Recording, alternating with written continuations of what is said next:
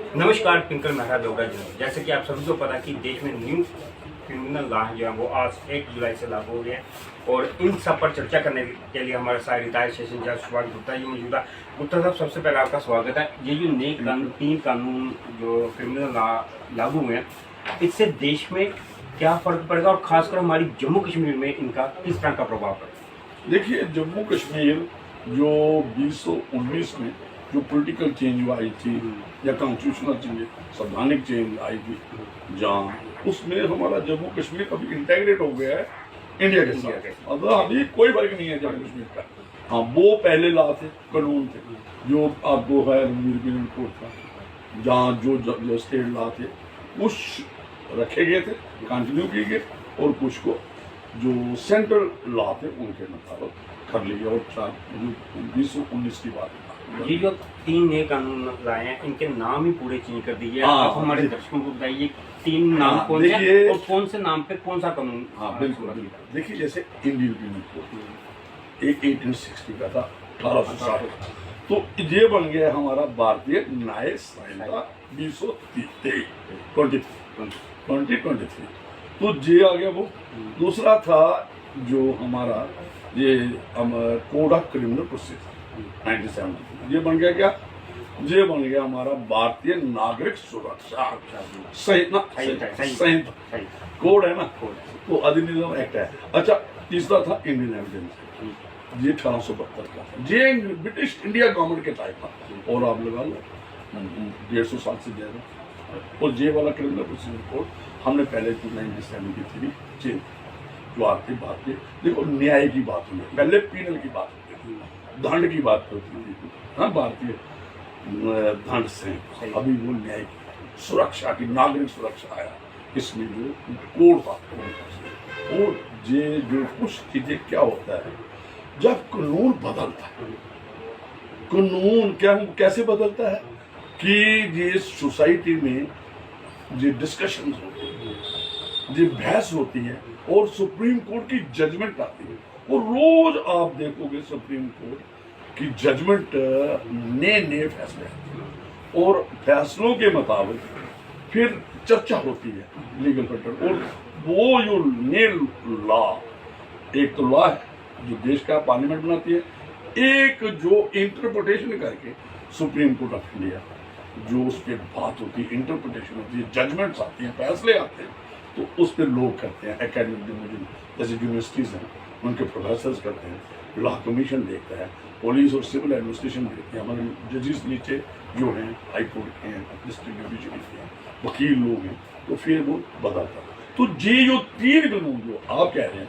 जो आज इन्फोर्स हो गए 1 जुलाई से, 3 जो मैंने 3 हमने जिक्र कर दिया, तो इनमें काफी जो जरूरत थी उसके मुताबिक आज हम बोलते हैं नीड ऑफ द आवर, मैं कहता हूँ नीड ऑफ द टाइम था। सर, मैं वक्त के मुताबिक बात करें वहाँ पर जम्मू कश्मीर में काफ़ी अरसे से आतंकवाद बरस रहा है, और आतंकवादियों के हमलों की वजह से यहाँ पर आम नागरिकों, सुरक्षा बलों को नुकसान झेलना पड़ा है।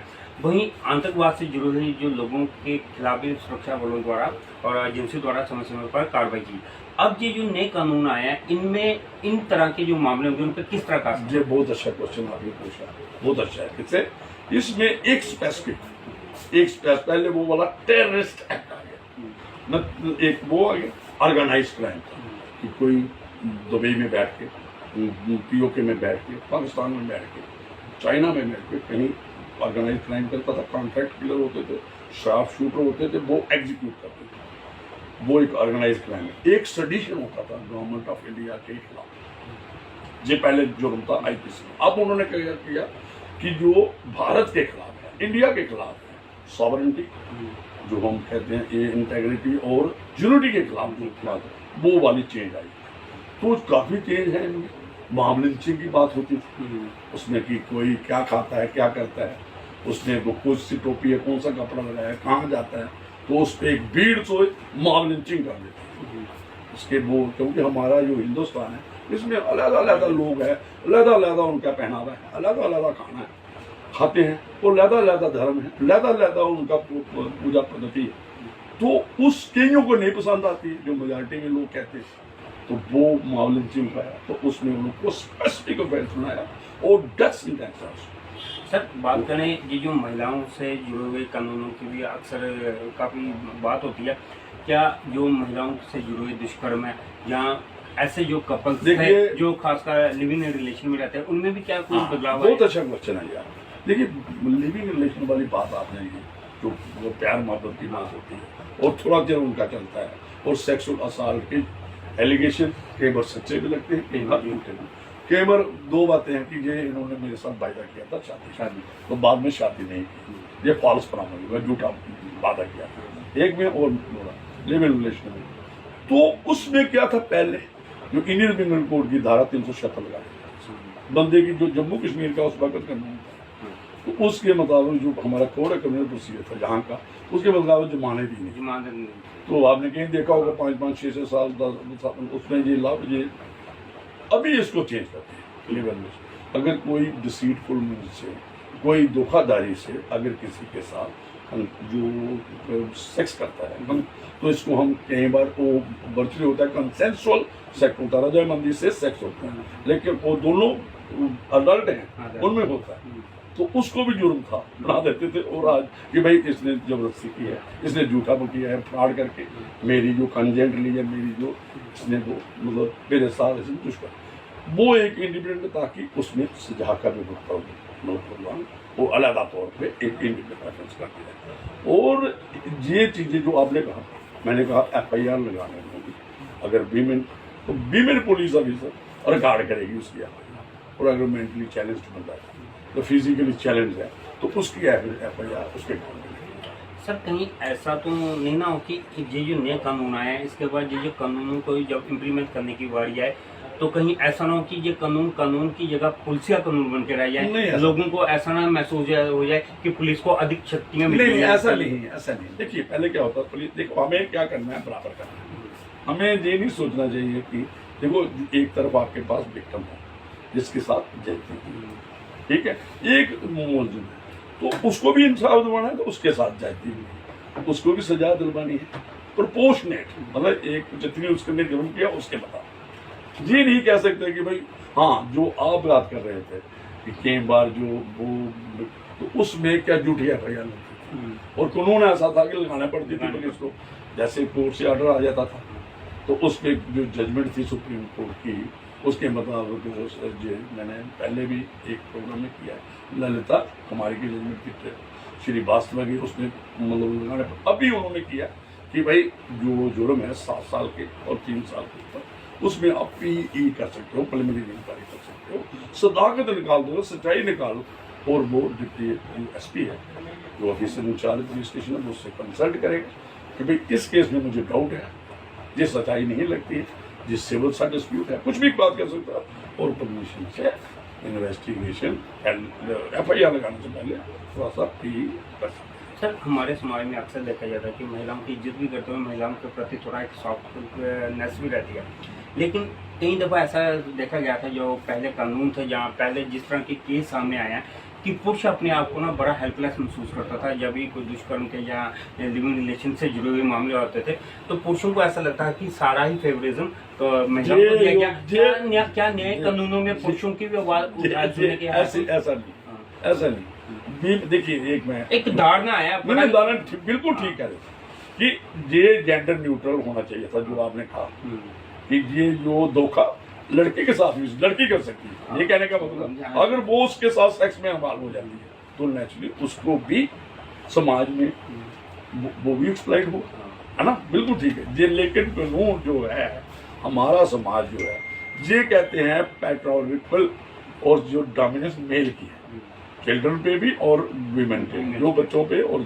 ये इसलिए ये समझा जाता है। और जो देखिए मैं को बताऊँ तो शहरी कल्चर आप देखते हो ना कि भाई जहाँ पे भी में तो जो आप गाँव ये जो कानून बनता है लॉ कमीशन बनता है पूरा देश को आखिरी आदमी है जो पीछे का खड़ा है जो उसको देख के कानून बनाते हैं। ये नहीं है कि उससे क्या होता है कि भाई औरत को ये डोमिनेंस पोजीशन में ही नीचे पोजीशन में ही कि डोमिनेटेड ही रहती है, मतलब जो पुरुष समाज है इसको अपने वो इतना, तो इसलिए ये वाला कानून जो आप कह रहे हैं बिल्कुल ठीक कि जिसकी उसके खिलाफ भी होना चाहिए, जेंडर न्यूट्रल होना चाहिए। अगर लड़की धोखा करती है लिव इन रिलेशन में, तो अगर ये साबित हो जाता है और ये एलिगेशन है तो उसके खिलाफ भी। तो लेकिन रूल जो सेक्स इंटरकोर्स का है वो उस पर भी उसी विमेन के ही फेवर में है। सर आपने तो काफ़ी अर्सा इस कानून के पूरा समझ लीजिए ज़िंदगी अपनी दे दी कानून को। संक्षेप में जानना चाहूँगा आपके इतने साल के तजुर्बे में जो पिछले पुराने कानून थे, जब ये जो नए कानून आया, आप दोनों में किसको बेहतर मानते हैं आज की परिस्थिति में? नहीं आज ये वाले देखिए क्या होता है, जो हमने एक्सपीरियंस किया, जो लोग, मैंने कहा आपको पहले, जो लव वाला जो आपने अपनी कंट्रोल लेवल हुआ, इसमें बंदी की जमानत नहीं होती, नेचुरल उसका राइट।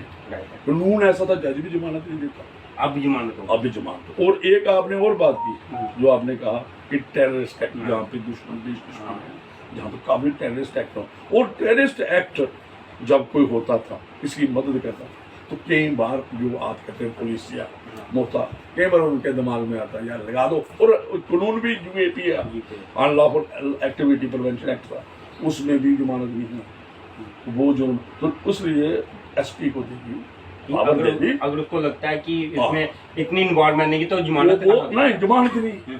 वो भारतीय न्याय संहिता में टेररिस्ट एक्ट जो आया है नया स्पेसिफिक बेंच है, वो उसमें दर्ज कर सकते हैं, यूएपी से अलग अलग। तो उसमें अकॉर्डिंगली पोस्ट में जैसा उसका जुर्म है, कितना जुर्म उसने कि उसके मुताबिक एफआईआर हो जाएगी, और उसके मुताबिक की जो आप जमानत की बात करती हैं, तो अगर जुर्म कम है, छोटा है, तो जमानत नहीं होगी। तो इसमें तो और पूछिए। बाय बच्चों, तो ये थे शिवाजी गुप्ता जी, रिटायर्ड सेशन जज, जिनसे हमने ये आज नए कानूनों पर चर्चा करके ये समझने का प्रयास किया कि ये जो नए 3 कानून आज से देश में लागू हो रहे हैं, इनका कानूनों का महत्व क्या है, और इनसे जो देशवासियां अब इन कानूनों को किस तरीके से समझने का प्रयास करेंगे, क्योंकि कोई भी व्यक्ति को जब तक कानून की समझ ना होगी वो अपराध करने से बचता नहीं है। उसको अपराध से अगर बचना है तो उसको कानून की पूरी समझ होनी चाहिए। अगर मैं इस तरह का अपराध करूंगा तो मेरे को इस तरह का दंड मिल पाएगा। इसलिए लोगों को जागरूक होना भी बड़ा जरूरी है नए कानूनों को प्रति।